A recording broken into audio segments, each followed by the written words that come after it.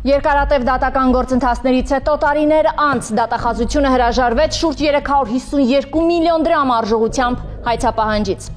Հակակոռուպցիոն քաղաքացիական դատարանում կրկին լսվեց քաղաքաշինության կոմիտեի նախկին նախագահ Ստեփանավանի նախկին գլխավոր ճարտարապետ Վահագն Վերմիշյանի գործը ենթադրյալ ապօրինի ծագում ունեցող գույքի բռնագանձման մասով։ Նրա պաշտպանի խոսքով սա իրավական առումով լուրջ նախադեպ է, որը կարող է անդրադառնալ նաև նմանատիպ այլ գործերի ընթացքի վրա։ Հիշեցնենք, որ դեռևս 2020 թվականին Վերմիշյանի դեմ հարուցվեցին մի շարք քրեական գործեր, որոնք իրենց բնույթով եւ ծանրությամբ մեծ աղմուկ բարձրացրեցին հանրության շրջանակում։ Այս գործերին իրենց ժամանակին անդրադարձել էինք նաև մեր եթերում։ Այսօր տարիներ անց վերադառնում ենք այդ աղմկահարույց գործերին ներկայացնելու բացահայտումներ, որոնք մինչ այս չեն հրապարակվել։ Մենք ցույց կտանք պատմության այն հատվածները, որոնք երկար ժամանակ մնացել են ստվերում։ Քաղաքաշինության կոմիտեի նախկին նախագահ Վահագն Վերմիշյանի շուրջ հարուցված քրեական գործը նոր փուլ է մտել։ 2020 թվականից իրավապահ համակարգի ուշադրության կենտրոնում հայտնված այս գործը վերակենդանացավ վերջերս վերաքննիչ քրեական դատարանում մեկնարկած դատաքննության շրջանակում։ Հիշեցնենք, Վերմիշյանը մեղադրվում էր պաշտոնեական լիազորությունները չարաշահելու, կաշառք ստանալու եւ շինարարական փաստաթղթերի օրինականացման հետ կապված չարաշահումների համար։ Ըստ մեղադրանքներից մեկին նա աշխատանքի էր ընդունել Չեռնիկովա ազգանունով քաղաքացու առանց վերջինիս փաստացի աշխատանքի ներկայանալու, պետական բյուջեից վճարելով աշխատավարձ 2019 թվականի հոկտեմբերից մինչև 2020 թվականի փետրվարը։ Բացի այդ, ըստ քննության Վերմիշյանն առնչվել է մի շարք կաշառքի գործարքների, շենքերի օրինականացման դիմաց գումարներ ստանալու շրջանակում։ 2023 թվականին առաջին ատյանի դատարանը նրան մեղավոր ճանաչեց ու դատապարտեց 8 տարվա ազատազրկման։ 2025 թվականի մայիսի 27-ին գործը նոր զարգացում ստացավ։ Դատախազությունը հրաժարվեց Վերմիշյանի դեմ ներկայացված քաղաքացիական հայցից, որը կազմում է շուրջ 352 միլիոն դրամ։ Բարձրաբանեն, որ նախորդ ներկայացված 5 վարկայի փոփոխության իշխանություն չեն բռնում, եւ երկրորդ քաղաքական ընդունելով ղեկավարելով քաղաքացիական դատարանների ներքի 149 օրվա դատախազությունը հրաժարվում է ներկայացրած դիմումից եւ նաեւ բարձրաբանեն, որ ապօրինի ծագում ունեցող բռնագանձման մասին օրենքի 29 հոդվածի երկրորդ մասը վերաբերում է հայցապահարժից հրաժարվելու իրավական կարգավորմանը, համաձայն որի հայցապահարժից կարող է հրաժարվել ներկայացրած խանձը կամ գլխավոր դատախազի ոլորտը համակարգող տեղակալը կամ գլխավոր դատախազը։ Հետևաբար, քանի որ ես որպես երևացում անի ներկայացրել եմ հայցադիմումը, ես օրենքի իմաստով ունեմ հրաժարություն նաև հրաժարվելու հայցադիմումից։ Այս հանգամանքը գնահատվեց որպես լուրջ շրջադարձ պաշտպանական կողմի համար։ Միևնույն ժամանակ պաշտպանական թիմը միջնորդել է, որպեսզի պետությունը փոխհատուցի գործով փաստաբանի վճարները, հիմնավորելով, որ հայցը եղել է անարդարացի եւ չհիմնավորված։ Վահագն Վերմիշյանը առաջին ատյանում դատապարտվել էր ավելի մեղմ, իսկ վերաքննիչում դատապարտվել է առավել խիստ, առանց պատշաճ հիմքերի եւ հիմնավորման։ Ընդ որում, տեսեք, նկարագրված են արարքներ, որպես մեկ միասնական արարք։ Վերաքննիչը առանց բողոքի առկայության դրանք դիտարկել է առանձին հանցակազմեր, պատիժ նշանակել որպես առանձին։ Հատկանշական է, որ խախտվել է նաև Վահագն Վերմիշյանի նկատմամբ օպերատիվ հետախուզական միջոցառումներ իրականացնելու ամբողջ դատավարական կարգը, մասնավորապես անհրաժեշտ էր ԱԱԾ տնօրենի կամ տնօրենի միջնորդություն, որպեսզի կարողանան գաղտնալսել Վահագն Վերմիշյանին, մինչդեռ թույլտվություն ստացվել էր վարչության պետի մակարդակով, ինչը եւս բավականին լուրջ խախտում է, բայց թե այդ պահին թավշյա էյֆորիայի տակ ոչ մեկ կարծեք թե չէր էլ հետաքրքրում պահվում է դատավարական ընթացակարգը, թե ոչ, կարևորը քաղաքական շոուն էր, կարևորը 4 փետրվարին պետք էր ձերբակալել Վահագն Վերմիշյանին, որ փետրվարի 5-ին Նիկոլ Փաշինյանը հայտարարի, որ իրենք չեն խնայում անգամ իրենց թիմակիցներին։ Իսկ Վահագն Վերմիշյանը երբեք չի եղել քաղաքական իշխանության թիմ, քաղաքացիական պայմանագրի ամբողջ համակարգի մաս, չի մասնակցել իշխանափոխության գործընթացներին։ Վերմիշյանի պաշտպան Ալեքսանդր Կոչուբաևը բարձրացրել է գործիք շրջանակում ձեռք բերված ապացույցների օրինականության հարցը։ Պաշտպանը պնդում է, որ հեռախոսազրույցների գաղտնալսման եւ օպերատիվ հետախուզական միջոցառումների իրավասությունը սխալ է սահմանվել։ Ըստ նրա, դրանց պետք է իրավասություն տար ազգային անվտանգության ծառայությունը, ոչ թե կոռուպցիայի կանխարգելման վարչության ղեկավարը, ինչի հետևանքով ապացույցները իրավական ուժ չունեն։ Նախնական տարբերակում Վահագն Վերմիշյանին մեղսագրել էին կաշառք, որի առավելագույն պատասխանատվությունը 8 տարի էր։ Վահագն Վերմիշյանը վերջնական դատապարտվեց 8 տարի ազատազրկման, եւ սա կարծում ենք հենց Փաշինյանի այդ մեսիջն էր կառավարության նիստին, որ պատիժը պետք է լինի առավելագույնը։ Ընդ որում դատավոր Մնացական Հարությունյանը, Վերաքննիչ դատարանում դատավոր Կարեն Ամիրյան, Արմեն Հովանիսյան, Մեսրոբ Մակյան, ես երբևէ այդպիսի միտում չեմ ունեցել եւ քննադատապար եմ մոտեցել դատավորներին պիտակավորելու լավի կամ վատի, բայց բոլոր դեպքերում նրանք բոլորն էլ չափազանց կոպտորեն խախտեցին քրեադատավարական բոլոր ընթացակարգերը, ոտնահարեցին Վահագն Վերմիշյանի բոլոր դատավարական իրավունքները եւ ապահովեցին առավելագույն պատիժ։ Մինչդեռ ամեն ինչ այն աստիճան ակնհայտ էր, ասում են $5,000 կաշառք է ստացել։ Եվ սա այն պարագայում, երբ գործով հենց մեղադրանքի կողմը ապացուցել էր, որ Վահագն Վերմիշյանը գնել էր անվանի ճարտարապետ Ջիմ Թորոսյանի մեդալները, դրանք նվիրել էր թանգարանին, թանգարանը պաշտոնական հաղորդագրություն էր տարածել, տեսահոլովակ էր պատրաստել, հրապարակել եւ շնորհակալություն էր խնդրել։ Եվ սրա մասին իմացել էր Գագիկ Քալեստյանը, Շինարարների միության նախագահը, ով Ջիմ Թորոսյանի ամենամերձավոր մարդն է եղել, եւ հորպես է վերաբերվել Ջիմ Թորոսյանին, գաղտնալսման մեջ դա կա, որ ասում է սա միայն քո գործը չէր։ Սեղանին ծրարով գումար է դնում եւ դուք պատկերացնում եք մի պաշտոնյա, որ կաշառք է ստանում, պայմանավորվածություն կա կաշառք ստանալու եւ գումարը դնե սեղանին հրի հետ ասի պետք չի Գագիկ, հա, իսկ մենք ունենք տեսաձայնագրություն, հա, որ դնում է սեղանին գումար, ասում է սա միայն քո հարցը չէ, Վահագն Վերմիշյանը հրում է գումարը, ասում է Գագիկ դրա կարիքը չկա։ Եվ Սա է ինչ պետք է իմանալ Վահագն Վերմիշյանի մեղադրանքի մասին։ Վահագն Վերմիշյանին մեղադրանք էր առաջադրվել նաև ապօրինի ձեռնարկատիրությամբ զբաղվելու համար։ Փաստաբանի պնդմամբ իր վստահորդը զբաղվել է շենքի նախագծմամբ, ճարտարապետական գործունեություն է ծավալել, ինչն իրենից ենթադրում է ստեղծագործական աշխատանք։ Եվ եթե ընդունենք անգամ, որ Վերմիշյանը զբաղվել է այդ աշխատանքով, ապա դա որևէ կերպ Հայաստանի Հանրապետության օրենսգրքի խախտում չի կարող համարվել։ Մեր պաշտպանական վարկածն այն էր, որ նախ չի զբաղվել, բայց եթե զբաղվել էլ, դա չէր հանգեցնի հանրային ծառայության մասին ՀՀ օրենքի պահանջների խախտման, որովհետև սա ստեղծագործական աշխատանք էր եւ ամբողջ ծավալով տեղավորվում էր դրա տակ։ Եվ գիտեք ինչպես է, ուրիշի վաստակը չափելը շատ վատ զբաղմունք է, բայց մի պահ եկեք հասկանանք, հա, ով է Վահագն Վերմիշյանը։ Վահագն Վերմիշյանը անձ է, ով ժամանակին իր ենթակայության տակ ունեցել է 600 ճարտարապետ, հա, իր ղեկավարած հիմնադրած ընկերությունը։ Սուդանում քաղաքներ է կառուցել Վահագն Վերմիշյանը։ Ռուսաստանում հատուկ նշանակության շենքեր է կառուցել Վահագն Վերմիշյանը։ Այսինքն ֆինանսական խնդիր Վահագն Վերմիշյանը ըստ էության երբեք չի էլ ունեցել, որ գար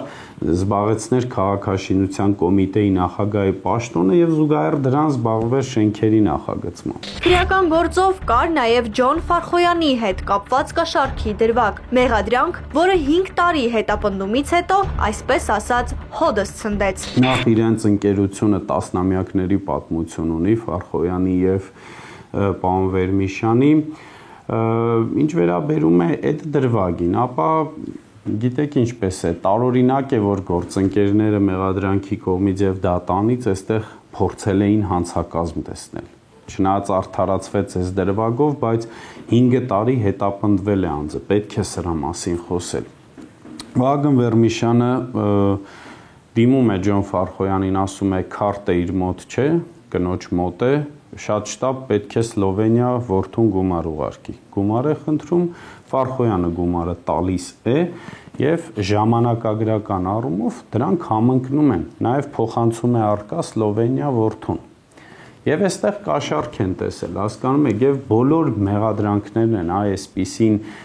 կառուցված շինծ ու վարկաբեկման վրա հիմնված, հա։ Բացի այդ, Կոչուբաևը շարունակում է հերքել այն պնդումը, թե Չեռնիկովան չի աշխատել, նշելով, որ նա ներգրաված է եղել կոմիտեի խոշոր նախագծերում, իսկ Վերմիշյանը պարզապես կատարել է հանձնարարություն առանց անձնական շահի։ Հիշեցնենք, որ դատարանում Վերմիշյանը շարունակել է պնդել իր անմեղությունը, նա նշել էր, որ Չեռնիկովան եղել է բարձր որակավորմամբ մասնագետ։ Ըստ Վերմիշյանի, իրեն փորձում են ներգրավել քաղաքական ենթատեքստով կառուցված գործի մեջ, որը հիմնված է ոչ թե իրական հանգամանքների, այլ ենթադրությունների վրա։ Մենք ամբողջ գործի քննության ընթացքում ասում ենք տվեք Չեռնիկովայի համակարգիչը եւ մենք ձեզ կասենք, թե ինչով են զբաղվել։ Բայց ֆորմալ առումով դատավարական աճպարարության են դիմել,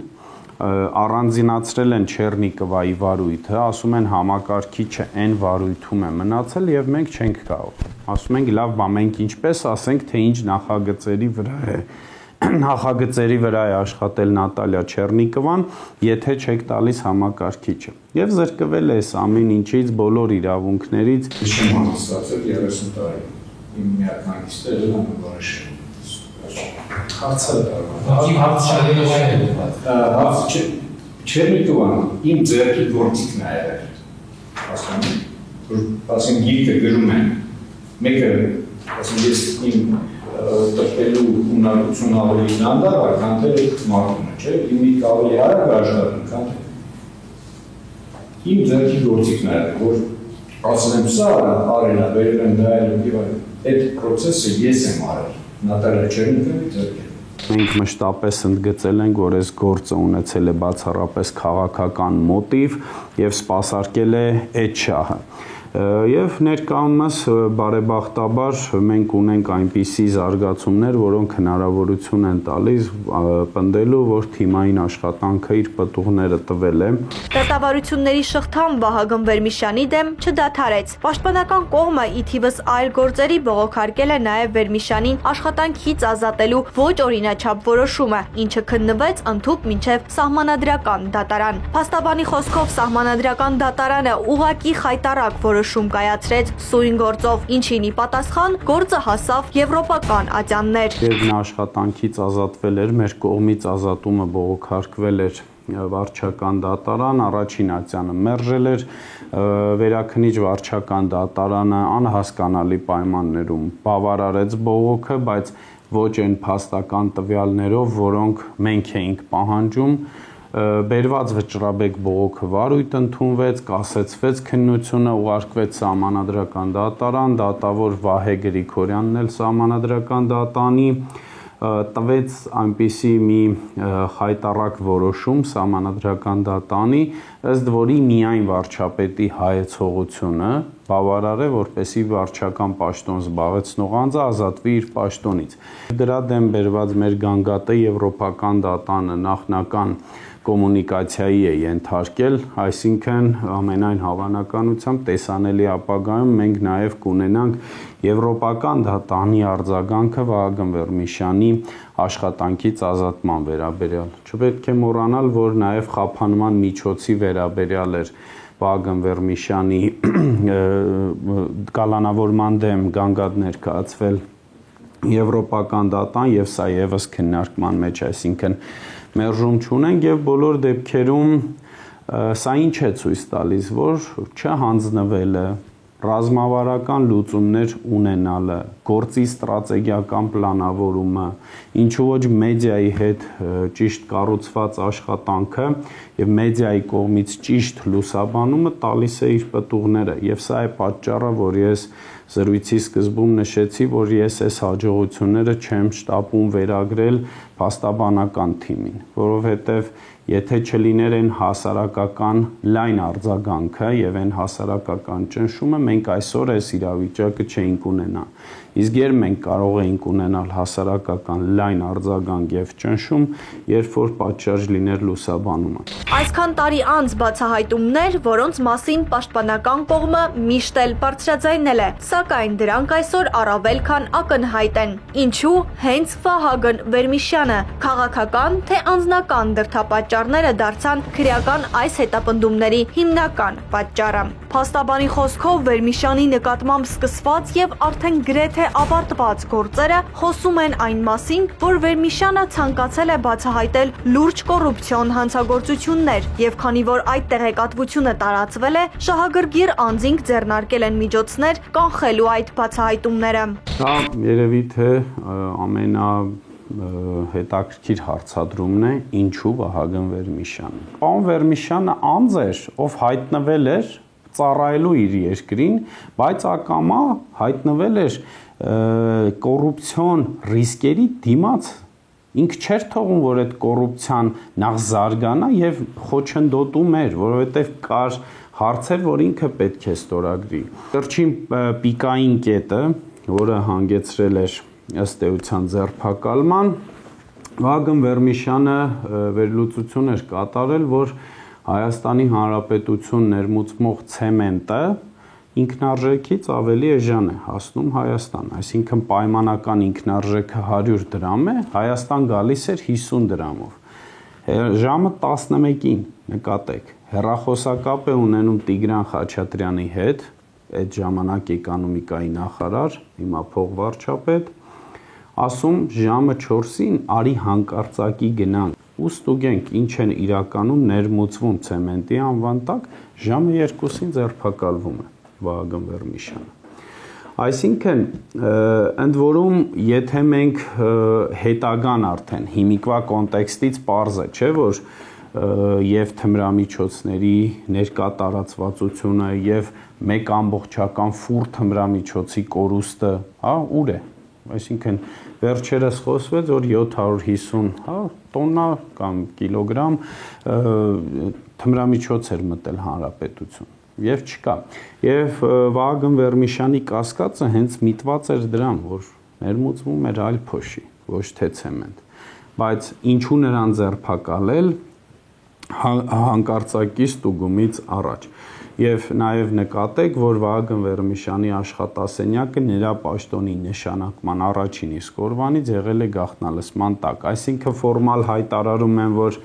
եղել է հանցափաստի կասկած, բերել ենք, տեղադրել ենք, որ հետևենք, բայց գործընկերները ԱԱԾ-ից մի բան էին բաց թողել, որ կադրերում կար բազմոց, որը Վահագն Վերմիշյանը նշանակման առաջին իսկ օրը փոխարինել էր նոր բազմոցով,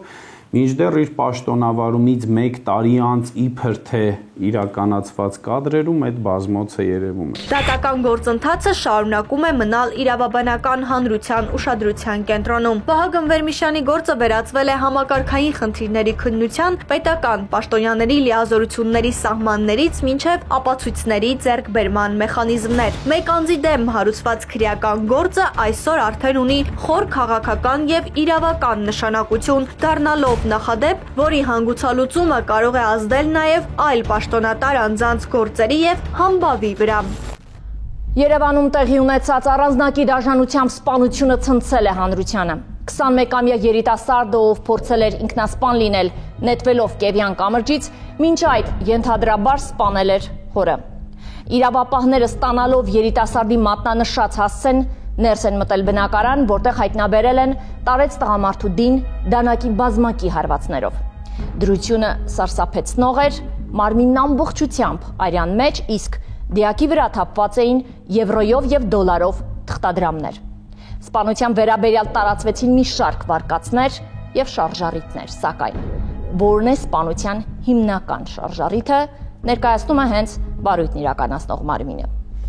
21-ամյա երիտասարդն փորձել էր ինքնասպան լինել, դեպքից ընդամենը ժամեր առաջ առանձնակի դաժանությամբ սպանել էր հորը, պատճառելով վերջինիս մարմնական ծանր վնասվածքներ։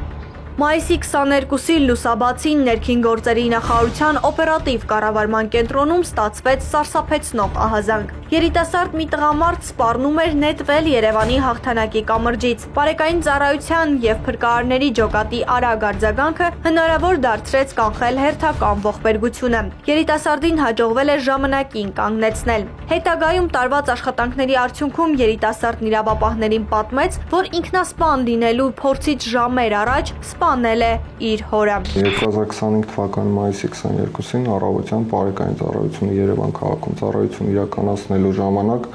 Երևան քաղաքում գտնվող հաղթանակ կամուրջի վրա նկատել եմ երիտասարդի, որը անցնելով կամուրջի արգելապատնեշը գտնվել է վտանգավոր գոտում։ Այդ ամեն ինչը նկատելուց հետո բարեկային ծառայության աշխատակիցները մոտիկացել են վերջինիս եւ փորձել հասկանալ, թե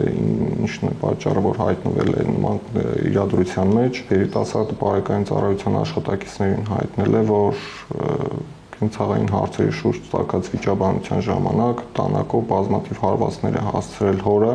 նշելով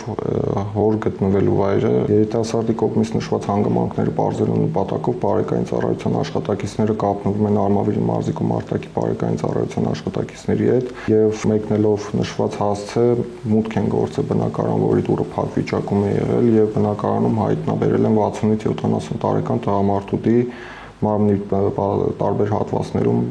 առկա վնասվածքներով։ Հաղորդումը փոխանցվեց Հայաստանի Հանրապետության քննչական կոմիտեի Արմավիրի մարզային քննչական վարչություն, որտեղ դեպքի հանգամանքների վերաբերյալ նախաձեռնվեց քրեական վարույթ։ Քննչական խմբով մեկնելով դեպքի վայր իրականացրել ենք դեպքի վայրի զննություն։ Զննության ժամանակ դեպքի վայրում հայտնաբերել ենք 60-ից 70 տարեկան տղամարդուտի, որի վրա առկա են եղել թղթադրամներ, մասնավորապես եվրոներ։ Զննությունը շարունակելով դեպքի վայրում հայտնաբերվել է հանցագործության գործիք հանդիսացած դանակը, որի վրա առկա են եղել առնանման հետքեր, կատարվել են բազմաթիվ նմուշառումներ, մասնավորապես այրան նմուշառումներ են իրականացվել։ Այդ ժամանակահատվածում նշված երիտասարդը Երևան քաղաքից տեղափոխվել է Վաղարշապատի քննչական բաժին։ Բաժնում երիտասարդը հայտնեց, որ սպանությունը տեղի է ունեցել հոր հետ ունեցած կենցաղային խնդրի պատճառով, սակայն վարույթն իրականացնող մարմինը քննարկում է նաև այլ վարկածներ։ Այս պահին ասել, թե իրականում որն է եղել սպանության դրդապատճառը, հնարավոր չէ։ Իրականացվել է ձերբակալվածի հարցաքննություն, որի ժամանակ տվյալ անձը տվել է ինքնախոստովանական ցուցմունք։ Նախաքննության ընթացքում հարցաքննվել են բազմաթիվ վկաներ, կոնկրետ դրդապատճառի վերաբերյալ դեռևս անհրաժեշտ է, որպեսզի հարցաքննենք բազմաթիվ անձանց հանգամանքները պարզելու նպատակով։ Երիտասարդի նկատմամբ որպես խափանման միջոց է ընտրվել կալանավորումը 2 ամիս ժամկետով։ Որոշում է կայացվել ձերբակալվածի նկատմամբ հանրային քրեական հետապնդում հարուցելու մասին, ներկայացվել է մեղադրանք եւ մեղադրանք ներկայացնելուց հետո Արմավիրի մարզի առաջին ատյան ընդհանուր իրավասության դատարան միջնորդություն է ներկայացվել մեղադրյալի նկատմամբ կալանքը որպես խափանման միջոց կիրառելու մասին։ Միջնորդությունը բավարարվել է եւ ներկապային մեղադրյալը գտնվում է կալանքի տակ 2 ամիս ժամկետով։ Երիտասարդը ըստ նախնական տեղեկությունների տարված է եղել խաղամոլությամբ, իսկ հորը մեղադրել է իր կյանքում եղած անհաջողությունների մեջ։ Սա թերևս շրջանառվող վարկածներից միայն մեկն է։ Սարսափելի ու դաժան սպանության կադրերը շարունակում են գտնվել նախաքննական մարմնի ուշադրության կենտրոնում։ Այս պահին դեպքի բոլոր հանգամանքները բացահայտելու ուղղությամբ նախաքննությունը շարունակվում է։ Տան ներսում եւ հարակից տարածքում թմրամիջոց է հայտնաբերվել։ Տղամարդը իր իսկ նախաձեռնությամբ զբաղվել էր թմրանյութերի աճեցմամբ։ Իրավապահները պարզել են, որ նա տնային պայմաններում մշակել է արգելված բույսեր, խախտելով Հայաստանի Հանրապետության օրենքը։ Նյութերի հայտնաբերման պահին կատարվել է զննություն, որի ժամանակ հայտնաբերվել է խոշոր չափերի հասնող մարիխուանա տեսակի թմրամիջոց։ Համայնքային ոստիկանության Վաղաշապատի բաժնի ծառայողները օպերատիվ տվյալների հիման վրա բացահայտել են մարիխուանայի ապօրինի աճեցման եւ պահման դեպք։ Ըստ նախնական տեղեկությունների Վաղաշապատի փողոցներից մեկում բնակիչը բակում զբաղվել է կանեփի մշակմամբ։ Համայնքային ոստիկանության բաժնի ծառայողները ստացել էին տեղեկություն, որ Վաղաշապատ քաղաքի Միջուկինի փողոցում մի բնակիչ իրենց տամբակում աճեցնում է կանեփանման բույսեր եւ պահում է մարիխուանա։ Տղամարդու բնակարանում կատարվեց խուզարկություն։ Ոստիկաններն ու քննիչները տղամարդու տամբակում հայտնաբերեցին կանեփի մշակված բույսեր, մարիխուանայի նմանվող զանգվածներով 2 տարա։ Վաղաշապատի քննչական բաժնում նախաձեռնված քրեական վարույթի շրջանակներում 62-ամյա տղամարդու տանը մայիսի 20-ին կատարվեց զոնություն։ Բակում հայտնաբերվեց կանեփի մշակված 13 բույս։ Հայտնաբերվեց նաև մարիխուանայի նմանվող զանգվածներով 2 տարա 65 եւ 29 գրամ քաշերով։ Նախաքննությամբ հանգամանքները պարզվում են։ Դեպքի բոլոր հանգամանքները պարզվում են նախաքննությամբ։ Նշանակվել են մի շարք փորձաքննություններ, իսկ արգրաված նմուշներն ուղարկվել են լաբորատոր քննության։ Քրեական վարույթը ընթանում է քրեական օրենսգրքի համապատասխան հոդվածներով։ Ապօրինի պահվող զենքերը վտանգ են, որոնք թաքնված են մեր կողքին։ Որտեղից են դրանք հայտնվում, ովքեր են դրանք ձեռք բերում եւ ինչ վտանգներ է սպառնում հասարակությանը։ Զենք բերող անձը անկախ բոլոր արդարացումներից գիտի, որ դա մի օր իրեն պետք է գալու սպանելու կամ սպանվելու համար։ Մանրամասները ոստիկանության հերթական բացահայտումից։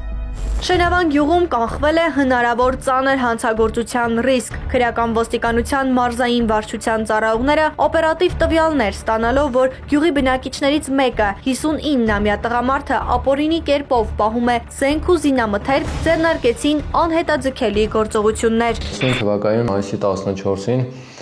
Ներքին գործերի նախարարության քրեական ոստիկանության գլխավոր վարչության Արմավիրի մարզային վարչությունում ստացվել են տեղեկություններ այն մասին, որ Արմավիրի մարզի շենավան բնակավայրի մի բնակիչ իր տան տնամերձ հողամասում ապօրինի պահում է կալաշնիկով տեսակի ինքնաձիգ եւ զինամթերք։ Ձեռնարկված լայնածավալ օպերատիվ հետախուզական միջոցառումների արդյունքում պարզվել է, որ նշված տեղեկությունը համապատասխանում է իրականությանը։ Նախաձեռնված քրեական վարույթի շրջանակում կատարված զննությամբ տղամարդու տնամերձ տարածքում հայտնաբերվեց կալաշնիկով տեսակի ինքնաձիգ, ինչպես նաև 2 փամփշտատուփ լիցքավորված փամփուշտներով։ Նույն օրը Հայաստանի Հանրապետության քննչական կոմիտեի Արմավիրի մարզային քննչական վարչությունում նախաձեռնվել է քրեական վարույթ եւ նախաձեռնված քրեական վարույթի շրջանակներում նույն օրը զննություն է կատարվել նշված հասցեում, որտեղ հասցեի տնամերձ հողամասի աջակողմյան հատվածից հայտնաբերվել է երկաթյա պարանի մեջ դրված, հայտնաբերվել է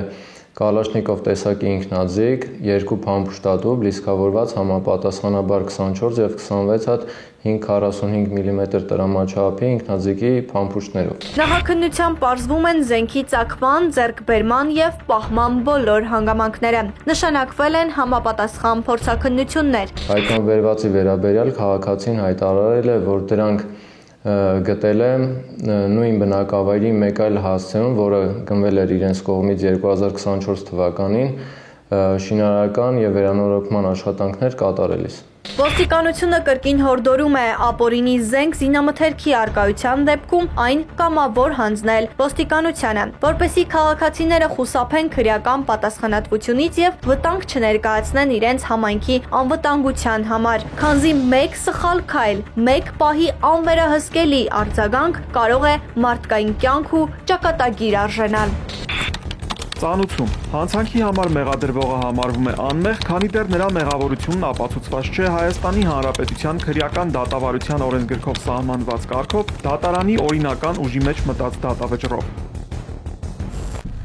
Ժամանակն է տեղեկանալ ձեր իրավունքներից եւ պարտականության ձեր չափաբաժնից, քանի որ միայն տեղեկացված եւ իրավագիտակից հանրությունը կարող է գրագետ պայքար մղել հանուն արդարության։ Եթե ձեր իրավունքները ոտնահարվել են եւ դուք կարիք ունեք աջակից ձեռքի, ապա զանգ տվեք մեզ։ Գրեք մեր էլեկտրոնային հասցեին հիշելով, որ մենք միշտ պատրաստ ենք շարժվել հանցանքի հետքով։